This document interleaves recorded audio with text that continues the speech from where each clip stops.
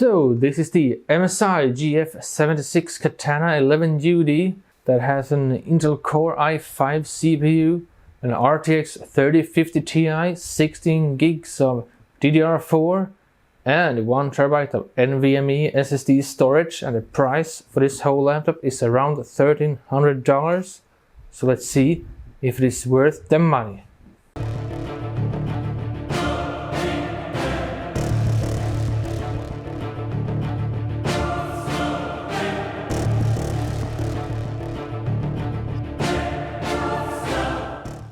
So now let's dive deeper into what we have under the hood of this thing. First up is our CPU, which is an Tiger Lake Intel Core i5 11400H, which is an 6-core and 12-threaded CPU, which has a stock frequency of 2.7 GHz and a boost frequency of 4.5 GHz, which it can hold pretty well during gaming. So our GPU is an RTX 3050 Ti with 4 gigs of GDDR6 memory, and we have 16 gigs DDR4 running at 3200 MHz in dual channel, and the SSD is a Samsung QLC or quad level cell M.2 PCIe SSD. So the battery life on this is up to 4 hours normal usage and around 2 hours while gaming or editing. I mostly do some editing on the go with this one, and it works very well. And so we also have a Bluetooth and the Wi-Fi 6 that is capable of speeds up to 2.6 gigabit per second, and I have never reached that, not even close.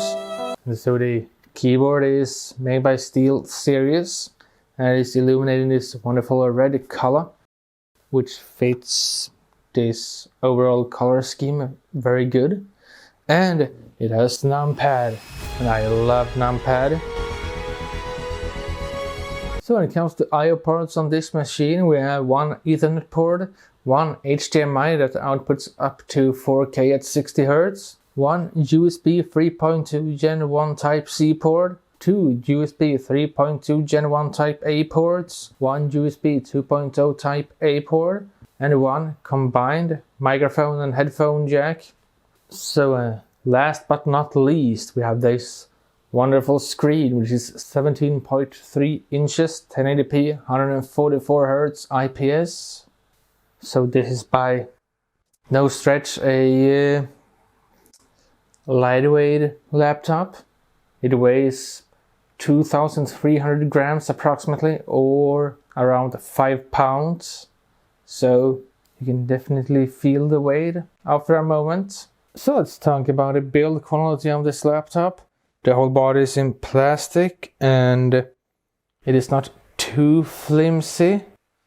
Just a little bit on some areas, but the overall feel is that it's pretty sturdy. And also on cheaper laptops, your keyboard can be like bending when you type on it. This one stays firm and nice. It's actually quite nice to write on it, except that I think some keys are a little bit too sensitive sometimes, but that's me. You might like it that way. So I also like this more stealthy look. I mean, when you look at more expensive gaming laptops, you have RGB all over the place. So let's talk about the temperatures in this laptop. And the CPU is around 45 watts TDP, and the GPU has a TDP of around 75 watts.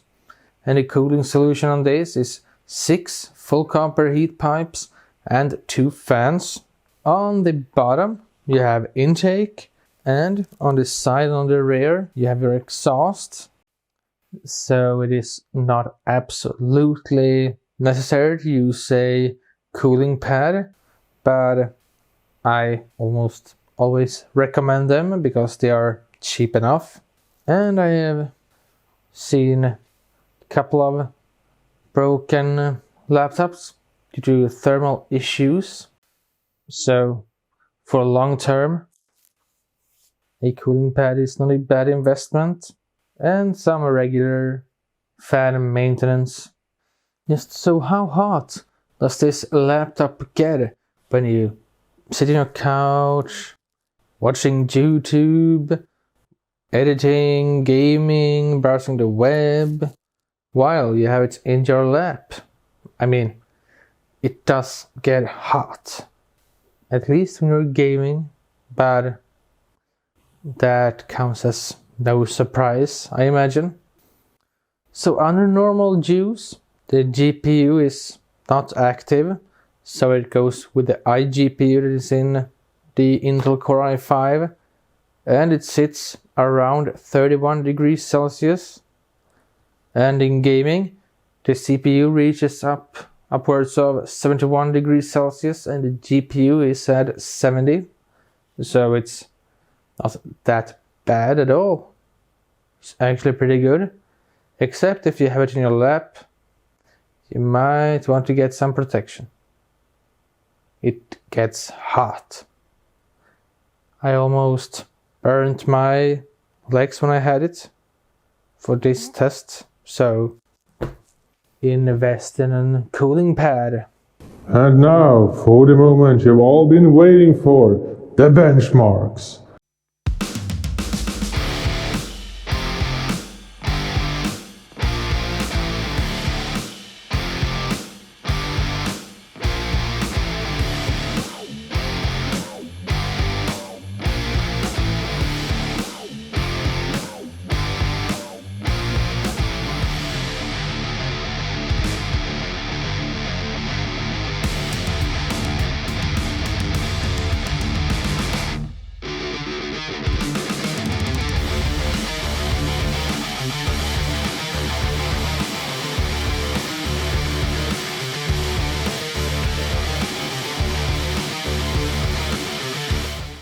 Oh man, with all these benchmarks completed, all I can say is I didn't think in the world that it would run Cyberpunk as well as it did.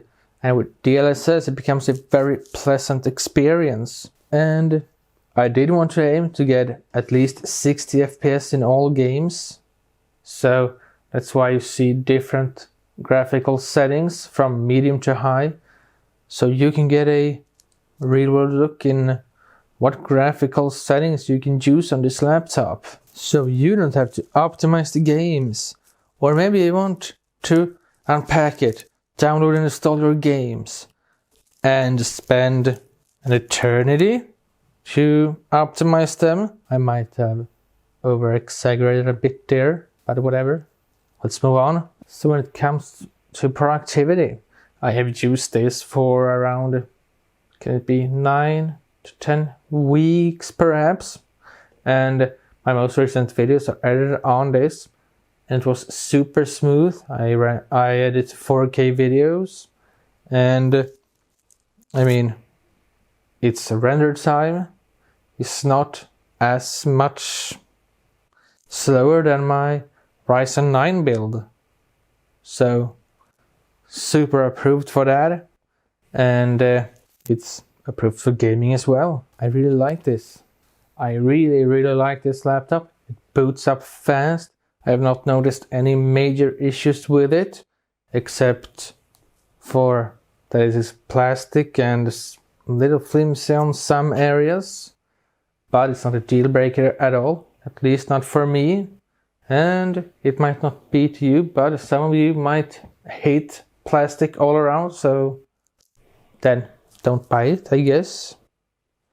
But the keyboard, I wish the keys were a little bit harder to press on, but that's just me being a little picky.